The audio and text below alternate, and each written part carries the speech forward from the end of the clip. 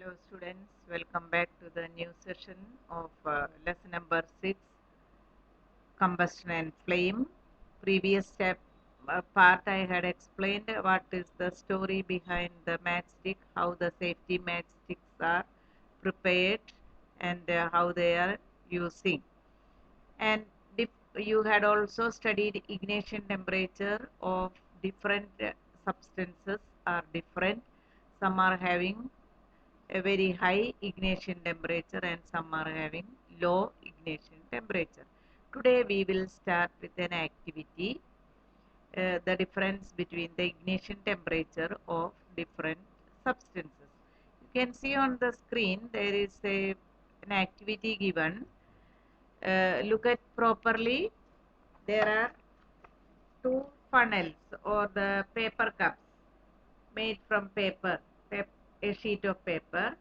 Pour about 50 ml of water in one of the cups.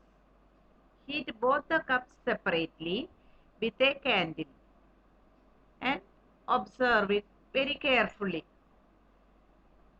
What happens to the empty paper cup? What happens to the paper cup with water? So these are the two questions arising. When you will burn or when you will heat both the cups, one with water, one without water, which one will burn first? You can see the empty cup without water, it will become black and suddenly it catches fire because that empty paper cup, its ignition temperature reaches first, so it starts combusting or it start burning. Whereas in the case of second one, water is filled in that. So what happened? Due to the conduction of heat from the paper, the heat will be transferred to the water in it. So the paper ignition temperature will not reach very fast. So it will not burn because of the water inside it. So if we will continuously heating, we can see the water will start boiling.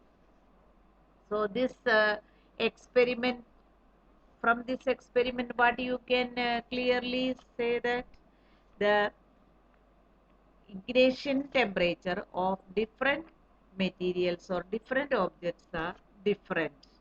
So here empty paper cup and paper cup with water, their ignition temperatures are different. Now, can you guess, can you think of an explanation for this? Just now I had explained it. That means the heat supplied to the paper cup is transferred to water by conduction. There are three modes of transfer of heat: conduction, convection and radiation.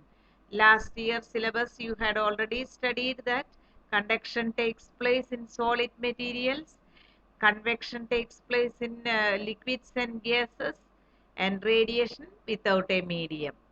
So here paper is a solid substance, so the heat will be transferred from the paper to the water through conduction. So what happened? The paper will not reach its ignition temperature. But first case, the empty paper cup, there is no water, so directly it absorbs the heat and it will reach the ignition temperature, so it starts burn. So in the presence of water, the ignition temperature of paper is not reached, hence it does not burn. The substance which have very low ignition temperature and can easily catch fire with a flame are called inflammable substances. What is meant by inflammable substances? The substance which have very low ignition temperature and can easily catch fire with a flame are called inflammable substances. So students, can you say some examples from your daily life which are the highly inflammable substances? The best example is petrol, LPG, that is liquefied petroleum gas, CNG, kerosene, then alcohol, spirit. All these are highly inflammable substances which can catch fire very fast as its ignition temperature is very low. Now our next part of the chapter is how do we control fire. So if suppose due to some accidents or due to some unavoidable situation the fire catches, how can we control it? You might have seen or heard of fire breaking out in our homes, shops, factories. It happens many times, especially during the summer, hot summer season. Many times you might have seen in TV, newspaper, etc. Some of the mills, some of the factories, markets, due to the short circuit or due to some other explosives, etc., the fire catches. And a lot of difficulties to the people and the properties it happens. It damages the materials, making a loss. Last year it happened in one due to the short circuit there was a building where the tuition classes were going on, so from the air conditioner the short circuit it happened, and there was some uh, accident happened, so everybody might be heard about that. So if the fire catches, how can we control it? If you have seen such an accident, you can write a short note about that, how you had seen that, what was the condition, how the people control the fire, etc. In your own words you can write, and you can share your experience with the other children also. And during that time what we have to take care, if there is near your neighboring places or in your own home or neighbors, anywhere a fire catches, the first thing is we have to keep in mind the telephone number of fire stations, so you can immediately call them for the help. If a fire breaks out in your house or in your neighborhood, the first thing to do is to call the fire service. So they can only control this without getting more damage to your house or to the building, etc. So it is important that all of them know the telephone numbers of the fire service. If we will call them, they will come very fast with the all the equipments.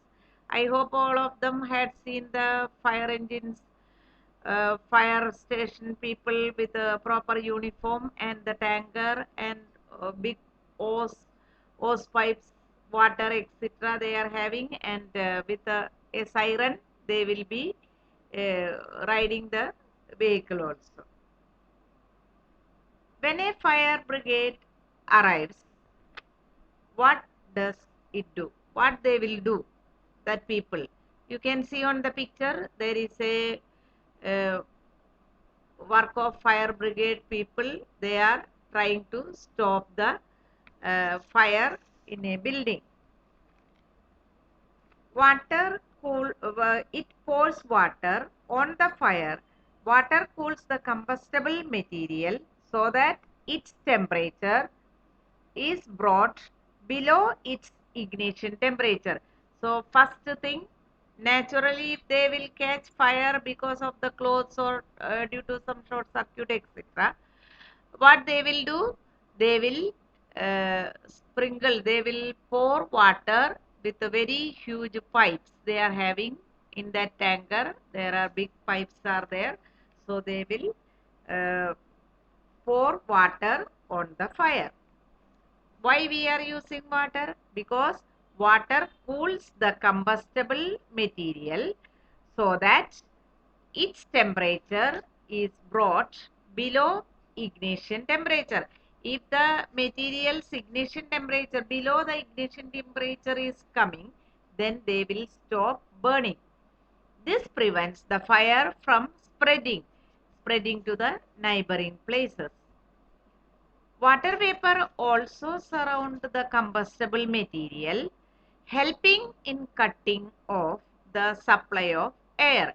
So, moreover, when the when the water is sprinkling or water is pouring on that, due to the heat, some of the water will convert into water vapor, and that water vapor will surround the combustibles material, helping the in cutting or the supply of air. If more air is getting, the fire will be more, because air is very essential for burning any substance.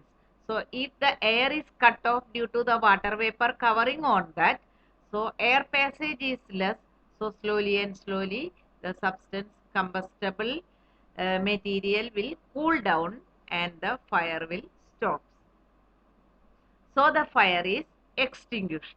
So the fire brigade people, they will come with their vehicle and pour water on the fire. Water cools the combustible material so that its temperature is brought below the ignition temperature. This prevents the fire from spreading. Water vapors also surround the combustible material, helping in cutting off the supply of air. So the fire is extinguished. So from this we can say, or we can take the point that there are some particular conditions necessary for the combustion of a substance. What are the necessary conditions to take place for the combustion? First point is presence of a combustible substance.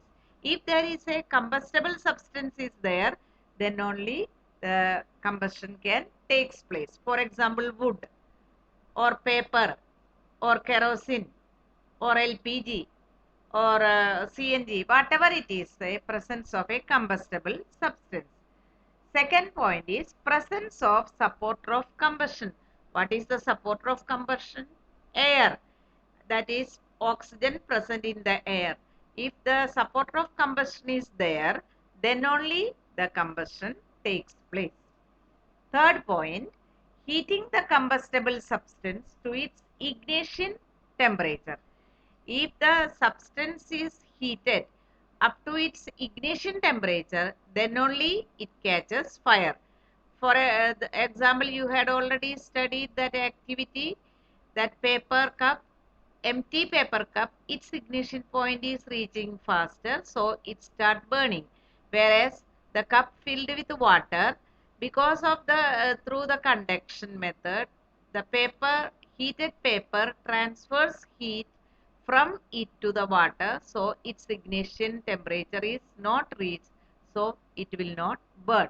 So from this what we can say, the conditions necessary for the combustion to takes place are presence of a combustible substance, presence of supporter of combustion, heating the combustible substance to its ignition temperature. So if these all conditions are favorable, then the substance starts burning very nicely. So the job of a fire extinguisher is to cut off the supply of air or to bring down the temperature of the fuel, or both. So why the fire extinguisher is using? Why the water is using? To put off the fire, that is to extinguish the fire, and the supply of, to cut off the supply of air, that is supporter of combustion, to stop the supply of air or to bring down the temperature of the combustible material, or both. So these are the points today which you had studied. Revise it properly. Then next class we will study about how we can prepare a fire extinguisher and how it is using and what is the working condition. So today we are going to wind up our class. Go through the video, try to understand main points. At the same time, previous lessons notes are already uploaded. You have to copy all the notes with the proper index in your notebook and learn. So till then, goodbye.